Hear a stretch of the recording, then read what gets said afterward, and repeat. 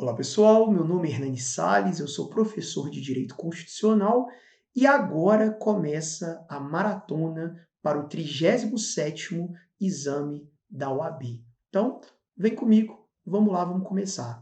Então, de todos os temas, um dos temas mais cobrados é aquele que diz respeito às imunidades parlamentares. Vamos recordar aqui, as imunidades parlamentares correspondem às prerrogativas.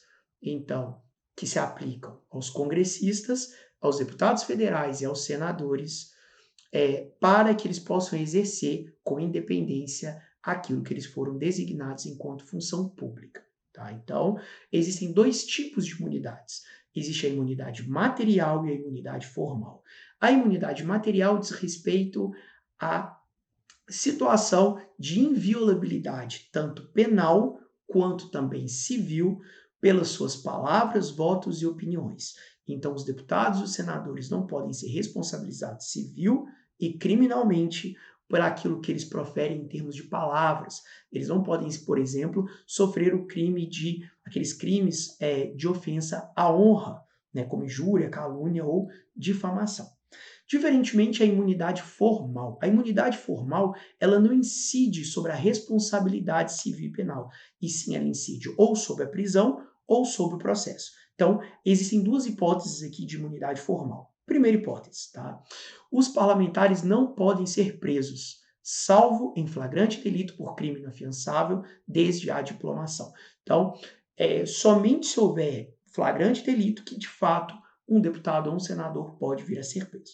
Caso contrário, ele não pode ser preso. Tá? Segunda hipótese de imunidade formal é a que diz respeito à possibilidade de sustação do processo por maioria absoluta pela Casa Legislativa que ou o senador ou o deputado federal esteja por um crime que ocorra logo após a diplomação. A diplomação, então, é a confirmação pela justiça eleitoral de que aquele sujeito venceu as eleições. Então, a partir da diplomação, então, é possível a sustação do processo por maioria absoluta, seja da Câmara dos Deputados, no caso dos deputados, seja do Senado, no caso dos senadores. Agora, no que diz respeito ao processo, né, que um senador ou um deputado ele venha a sofrer, não vai haver necessidade de autorização prévia da Casa Legislativa. O que é possível é que a Casa Legislativa suste o ato depois que o processo já foi instaurado. Então, não há necessidade, por exemplo, do processo ele ter prosseguimento no STF, de que haja autorização prévia ou do Senado ou da Câmara. Essas imunidades elas se aplicam aos deputados estaduais também, mas elas não se aplicam igualmente aos vereadores, porque os vereadores não possuem imunidade formal e os vereadores, na verdade, só gozam de imunidade material, que é aquela da inviolabilidade pelas palavras, pelos discursos, pelos votos, pela opinião. Eles só gozam dessa imunidade material e ainda assim limitada à circunscrição do município que atua. Então, se ele for um vereador de Belo Horizonte, ele então não vai poder sofrer uma responsabilização civil e penal pelas suas palavras, votos e opiniões dentro de Belo Horizonte. Fora de Belo Horizonte, ele pode vir a ser responsabilizado, sim, pelos crimes cometidos. Além disso, os deputados federais e os senadores, eles possuem um foro de prerrogativa, o que significa que o processo vai ser julgado pelo Supremo Tribunal Federal. Acabando o mandato, também cessa o foro de prerrogativa. Então, o STF não julga mais e é remetido os autos, então, para que o tribunal responsável julgue aquele sujeito que já não está mais no exercício do seu mandato. Sobre as comissões parlamentares de inquérito. Primeiro, as comissões são comissões, o que significa que são órgãos internos ao poder legislativo. O que diferencia as comissões, existem comissões que são permanentes e temporárias. Então, por exemplo, a Comissão de Constituição e Justiça é uma comissão permanente do Legislativo, mas a Comissão Parlamentar de Inquérito é uma comissão temporária. Então, ela só vai durar por um prazo certo. A comissão parlamentar de inquérito, enquanto uma comissão temporária, ela só vai atuar ali para investigar um fato determinado de interesse público. Isso significa que ela vai ser criada, né, por 1/3 dos membros da respectiva casa legislativa e ela vai ter poder apenas de investigação, de instrução. Poderes aqui semelhantes, por exemplo, ao da Polícia Civil ou da Polícia Federal, ou mesmo no que diz respeito aos poderes apenas investigativos do Ministério Público. Então, ela tem poderes investigativos da autoridade judiciária, da Polícia Judiciária, como, por exemplo, a possibilidade de condução coercitiva, a possibilidade, por exemplo, também de quebrar sigilo, seja sigilo fiscal, sigilo bancário ou sigilo dos dados telefônicos. Agora, muita atenção, né, porque isso é o que é mais cobrado nessa prova, que é justamente a ideia segundo a qual a CPI ela visa investigar. Investigação, então, tem a ver então com esses poderes que o STF já reconheceu das CPIs. Porém, contudo, entretanto, todavia, as CPIs não podem realizar nada que seja de reserva de jurisdição. Então, determinados atos só podem ser praticados pelo Poder Judiciário, tais como interceptação telefônica, indisponibilidade de bens, prisão e busca e apreensão. Agora, muita atenção, muita atenção. A CPI, ela pode operar a quebra de sigilos. Porém, ela pode operar quebras de sigilos apenas no que diz respeito ao telefone, aos dados telefônicos, ou seja, para saber o horário da ligação, para saber para quem houve a ligação e daí por diante. CPI não pode quebrar as comunicações telefônicas, aquilo que a gente chama de interceptação. Tá? Então, não há possibilidade da CPI interceptar um telefone, porque só pode operar a interceptação telefônica o judiciário. Então, só pode haver interceptação telefônica ou quebra de sigilo das comunicações telefônicas mediante, então, ordem judicial. Então, não confundam quebra do sigilo dos dados telefônicos, em que a CPI pode, com a quebra do sigilo das comunicações telefônicas, que é a interceptação, que só pode ser feita por ordem judicial. Tá? Passando, então, do legislativo agora para a questão dos direitos e garantias fundamentais. Tá? Sobre isso, tem uma questão muito recorrente no exame da ordem, que é o que diz respeito à extradição. Então, vamos lá, vamos relembrar isso aqui. Quem pode ser extraditado? Em via de regra, o estrangeiro pode ser extraditado. Brasileiro pode ser extraditado? Depende. O brasileiro nato nunca poderá ser extraditado, enquanto que o brasileiro naturalizado pode, em hipóteses excepcionais previstas no artigo 5º da Constituição. Quando que o brasileiro naturalizado pode ser extraditado? Primeiro, quando ele praticou um crime comum antes da naturalização. Então, antes ele não era brasileiro. E aí ele veio a ser naturalizado, ele praticou o crime antes, se descobriu depois. Então, nesse caso, esse brasileiro naturalizado, ele pode vir sim a ser extraditado. Ou no caso de tráfico ilícito de entorpecentes. Muita atenção a essa hipótese. Então, no caso de tráfico ilícito de entorpecentes, se ocorreu ou antes ou depois da naturalização, o brasileiro naturalizado ele pode vir a ser extraditado, tá? Então, vamos tentar lembrar que o problema do tráfico ilícito no Brasil é considerado uma coisa muito grave. É tão grave que mesmo o brasileiro naturalizado é como se a gente já tivesse muita gente aqui envolvida nisso. Então, o brasileiro naturalizado, mesmo que tenha praticado o tráfico ilícito de entorpecentes depois da naturalização, ele então poderá ser extraditado. Okay? Então, depois da naturalização, essa é a única hipótese que vamos tentar recordar. Tá bom? Agora, no que diz respeito ao controle de constitucionalidade, né, que de fato é um dos pontos principais, é o ponto principal, né? Acho que é o conteúdo principal que cai aí no exame da ordem. Vamos lá, vamos recordar algumas coisas. Primeiro, o controle de constitucionalidade ele visa verificar se uma determinada lei ou um ato normativo ele está ou não em conformidade com a Constituição. Se ele não estiver em conformidade com a Constituição, nós temos a hipótese da inconstitucionalidade. Existem diversas formas de inconstitucionalidade. Vamos recordar aqui só algumas principais.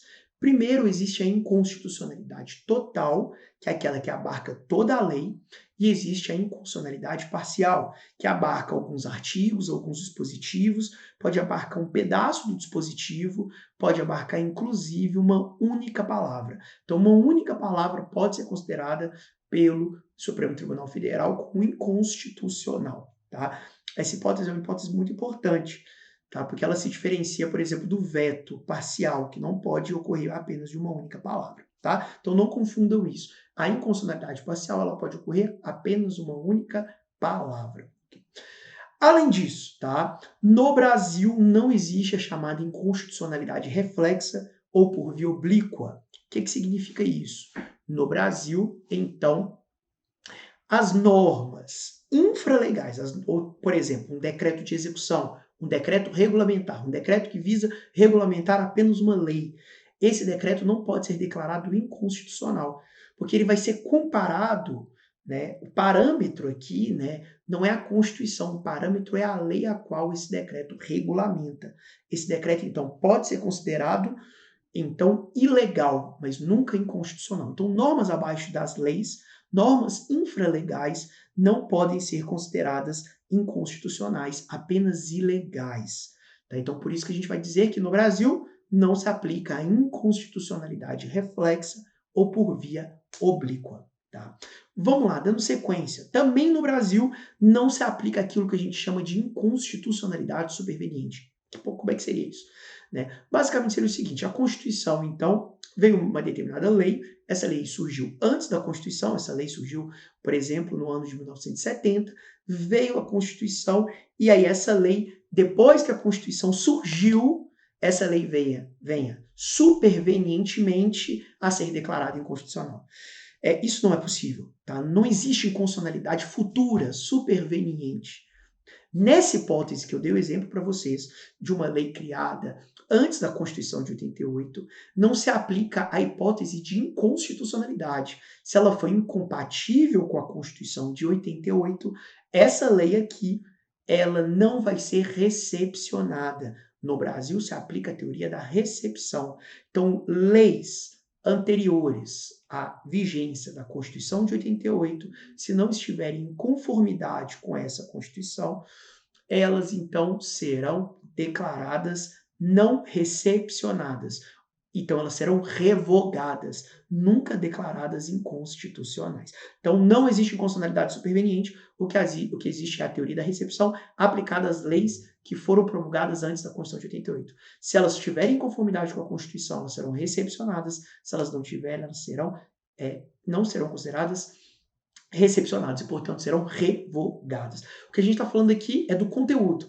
Então, a gente se aplica à tese da teoria da recepção no que diz respeito à incompatibilidade material. Por isso que a gente vai falar aqui a recepção material, ou a não recepção material, que gera a revogação dessa lei por violar a Constituição. Controle preventivo é aquele controle que ocorre antes de se transformar em uma lei, né, da lei ser promulgada. Ou seja, ela ocorre com o projeto de lei ou com a proposta de emenda constitucional. Quem faz o controle preventivo? Em geral, é o Legislativo e o Executivo. O Legislativo faz o controle preventivo mediante a Comissão de Constituição e Justiça. Comissão de Constituição e Justiça, que é um órgão permanente, que vai estar ali localizado nas casas legislativas, ela vai verificar se aquele projeto de lei está ou não em conformidade com a Constituição. Caso não esteja em conformidade com a Constituição, esse projeto vai ser arquivado. Então, a Comissão de Constituição e Justiça faz o controle preventivo. Além disso, passou pelas duas casas e aí chegou até o presidente. O presidente ele pode escolher ou sancionar ou vetar o projeto de lei.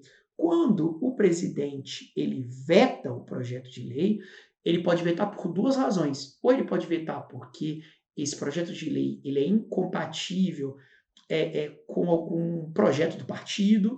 Então, nesse caso, seria um veto político, né? Seria, então, uma situação de inconveniência, de uma coisa que não seria muito oportuna. Mas pode haver o veto jurídico, que ocorre quando o presidente ele olha o projeto de lei e ele entende que aquele projeto de lei viola a Constituição. Então, nesse caso, ele faz o veto jurídico. O veto jurídico é um controle preventivo, porque a lei ainda não existe. só existe o projeto de lei. Vamos só tentar aqui também recordar uma coisa aqui, fazer um parênteses para a gente lembrar. No que diz respeito às emendas constitucionais, tá? A gente não tem a necessidade do processo legislativo delas de passar pelo presidente. Só passa pelas duas casas. Só há veto ou sanção no que diz respeito aos projetos de lei. Recordar isso é importante. Isso tem sido cobrado também com frequência no exame da ordem, tá? Além disso, também é o controle preventivo uma hipótese muito específica, que eu quero muita atenção. É possível que o Poder Judiciário, mais especificamente o STF, faça o controle preventivo numa hipótese muito excepcional. Como é que seria isso? Quando um projeto de lei ele viola o processo legislativo ou ele viola uma cláusula pétrea da Constituição, então, nessa hipótese, qualquer parlamentar pode impetrar um mandado de segurança perante o STF, justamente para que o STF declare inconstitucional esse projeto de lei, porque esse projeto de lei viola, são só essas duas hipóteses, o processo legislativo, então não foi conforme o processo legislativo, não foi conforme a cláusula pétrea. Então, o STF tem uma interpretação muito restrita da sua atuação no controle preventivo, mas ele pode atuar, sim, no caso, então, de houver ofensa clara ao processo legislativo e às cláusulas pétreas. Nesse caso, qualquer parlamentar, e só o parlamentar é legitimado ativo, para impetrar um mandado de segurança direto no STF. No que diz respeito ao controle repressivo, em via de regra, ele ocorre no judiciário. Existem dois tipos de controle repressivo, o difuso e o concentrado. O que é o difuso? O difuso é aquele em que as partes do... Primeiro, é aquele em que a discussão da inconstitucionalidade ela não é direta, ela é incidental. E aí ele ocorre em processos em que qualquer parte pode atuar. Então, no controle difuso, quem pode impugnar a inconstitucionalidade são o autor e o réu, as partes, os terceiros interessados, que estão ali previstos no Código de Processo Civil, o Ministério Público e até mesmo o juiz de ofício pode arguir que há uma inconstitucionalidade de uma lei. Tá? Quem julga no controle difuso é qualquer juiz ou tribunal. Se for o tribunal, muita atenção, se aplica a chamada cláusula de reserva de plenário, o que significa que a maioria absoluta do tribunal deve declarar a inconstitucionalidade daquela lei, deve confirmar a inconstitucionalidade daquela lei. Tá bom? Cláusula de reserva de plenário. Essa cláusula de reserva de plenário, ela não se aplica quando uma determinada lei lá no tribunal for declarada constitucional. Por que não se aplica? Não se aplica porque não é necessário submeter ao plenário, porque a gente está confirmando a constitucionalidade da lei. Se estivesse confirmando a inconstitucionalidade, aí sim tem que passar pelo plenário.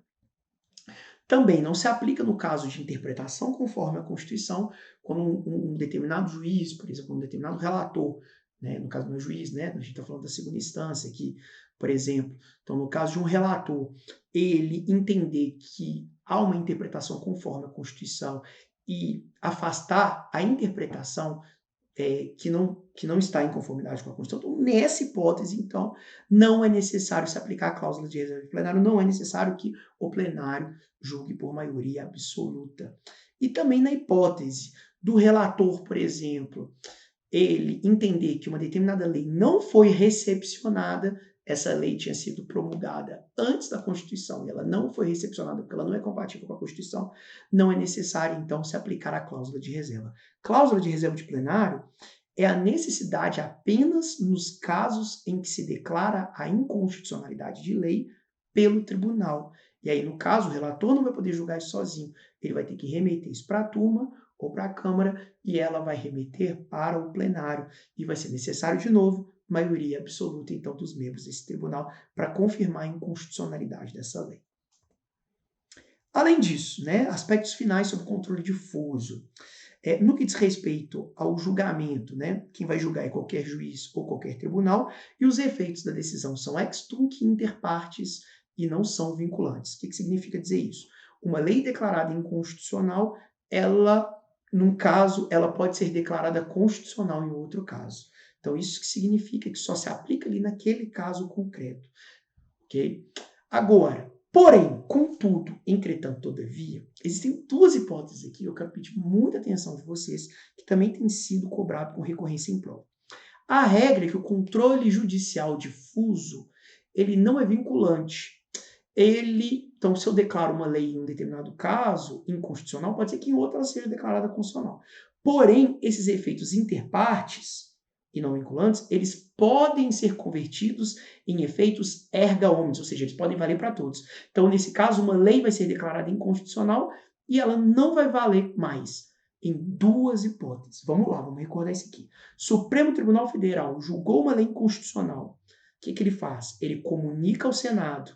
O Senado tem a opção de suspender os efeitos dessa lei. Então, nesse caso, se o Senado escolher, não o STF, se o Senado escolher suspender os efeitos dessa lei por resolução, então, nesse caso específico, nós temos uma hipótese aqui de efeitos erga omnes. A lei, os efeitos da lei vai ser suspenso para todos, tá?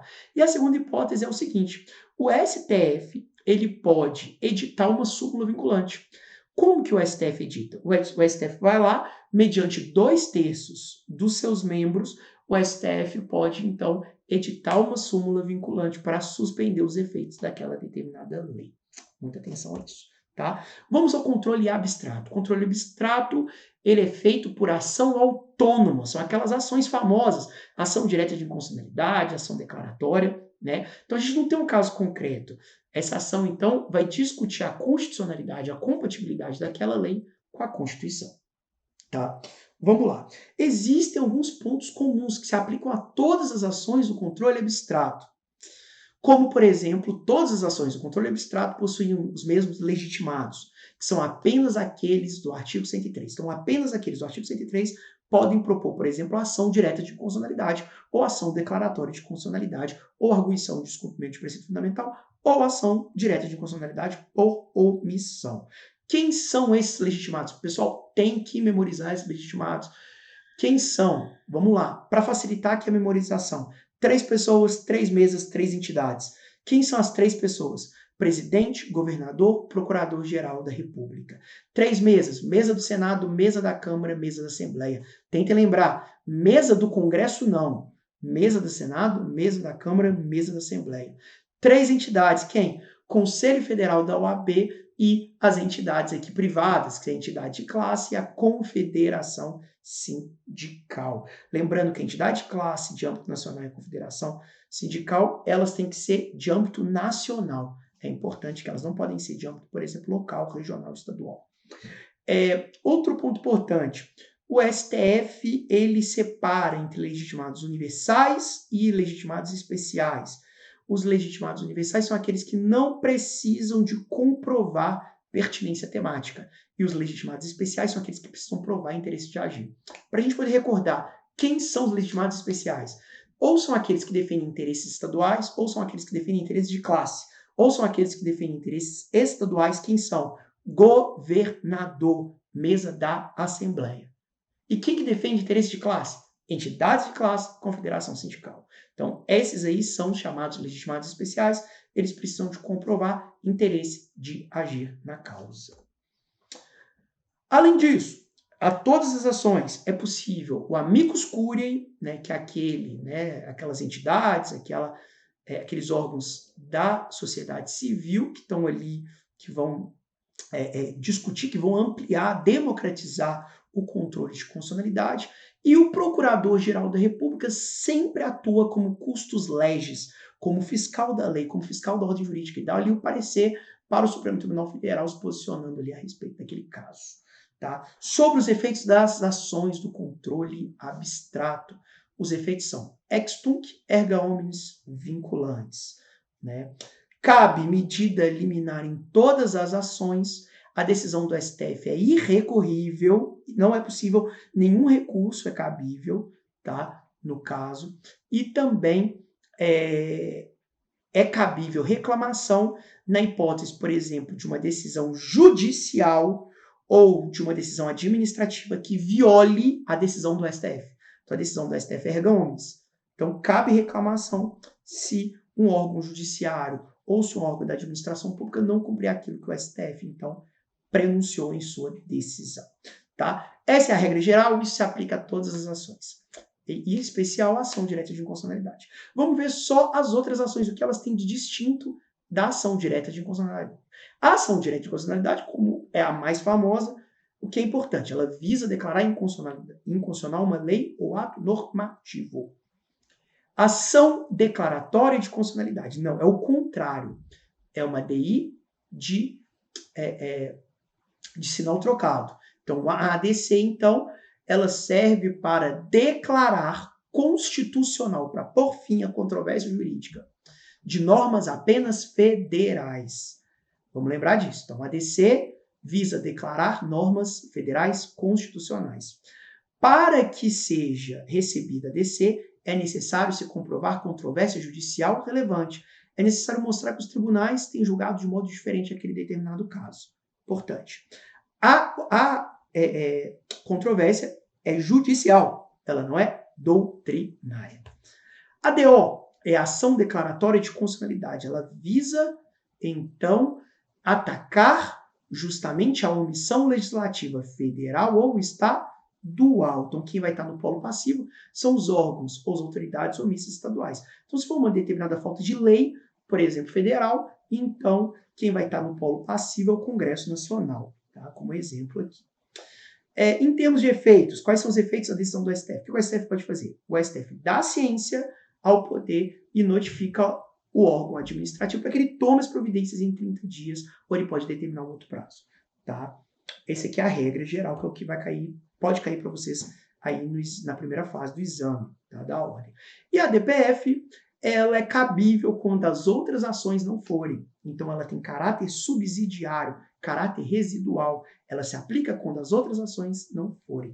Exemplo, leis que foram promulgadas antes da Constituição, se elas forem não recepcionadas, elas serão mediante a DPF. Lei municipal pode ser declarada inconstitucional por a DPF. Agora, também existe controle estadual, e muita atenção nisso aqui. A lei municipal, se ela violar a Constituição estadual, é cabível a ADI perante o TJ. Se a lei municipal viola a Constituição federal, aí é cabível a DPF, que é uma ação do controle concentrado e que possui caráter subsidiário residual. Tá? E o último ponto que nós vamos ver aqui é o executivo. Vamos aqui. Impedimento e vacância. Qual que é a diferença entre impedimento e vacância do presidente? Impedimento é um afastamento temporário.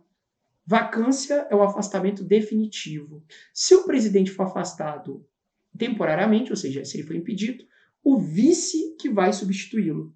No caso de vacância, o vice não vai substituí-lo apenas, o vice vai sucedê-lo. Tá? Algumas hipóteses aqui clássicas de vacância que são importantes vocês lembrarem, tá bom? Do cargo. Então, se o presidente ele não comparecer dentro de 10 dias da posse, vacância, morte, renúncia, perda, suspensão dos direitos políticos e perda da nacionalidade, vacância, crime comum ou crime de responsabilidade julgado, vacância, e se ele ficar ausente por mais de 15 dias sem autorização do Congresso, o cargo vai ficar vago, tá? Além disso, tá? Agora, se houver impedimento e vacância, ou seja, afastamento temporário ou afastamento definitivo do presidente e também do vice, como é quem assume? Provisoriamente, quem vai assumir é o presidente da Câmara primeiro, depois o presidente do Senado, depois o presidente do STF, nessa linha, nessa ordem, ok? Agora, se for vacância, ou seja, se for afastamento, então, definitivo, aí dos dois, tanto do presidente e do vice, alguém vai ter que assumir, né, esse cargo. Quem vai assumir esse cargo não é o presidente da Câmara ou do Senado do STF. Esses presidentes o presidente da Câmara, do Senado do STF, só vão assumir temporariamente. Quem vai assumir, se houver vacância, afastamento, então, definitivo, aí vai ser o quê? Se essa vacância, ela acontecer, então, nos 2 primeiros mandatos, aí, no caso, vai haver eleição direta em 90 dias. O povo vai ser chamado a votar. Se ela ocorrer nos 2 últimos anos do mandato, aí, no caso, o Congresso Nacional vai decidir quem é o novo presidente em 30 dias. É a única hipótese de eleição indireta no Brasil. Tá?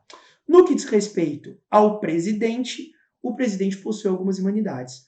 O presidente não pode ser preso. No que diz respeito à prisão cautelar, presidente, para que ele seja julgado, é necessária autorização prévia da Câmara. É necessário 2/3 de votação nominal, votação em aberto. Presidente não pode ser responsabilizado em via de regra por crimes comuns, quando não está relacionado ao exercício da sua função. Tá? Então, importante aqui, cláusula de responsabilidade penal relativa. Ok? Não se aplicam também aos presidentes as imunidades materiais. Então, por aquelas imunidades que se aplicam aos deputados e senadores não se aplicam ao presidente. Então, o presidente pode, por exemplo, vir a ser responsabilizado por algo que ele falou, né, depois do mandato, né? E se o presidente está sofrendo um processo por crime comum, ou seja, aquele da legislação especial ou do Código Penal, então, nesse caso, quem vai julgá-lo é o Supremo Tribunal Federal. Se o presidente estiver sofrendo um processo por crime de responsabilidade, que é uma ofensa à Constituição, quem vai julgar é o Senado. O Senado, então, para decidir, então, é necessário, então, nessas duas hipóteses, tanto no crime comum, no crime de responsabilidade, a autorização prévia da Câmara por 2/3 e, ao final, a decisão do STF ou do Senado por 2/3 de votação nominal. Ok? Era isso, então, que eu queria trazer para vocês e muito boa sorte na prova. Vocês vão mandar benzão, vão gabaritar aqui em Constitucional. Até a próxima. Tchau. Valeu!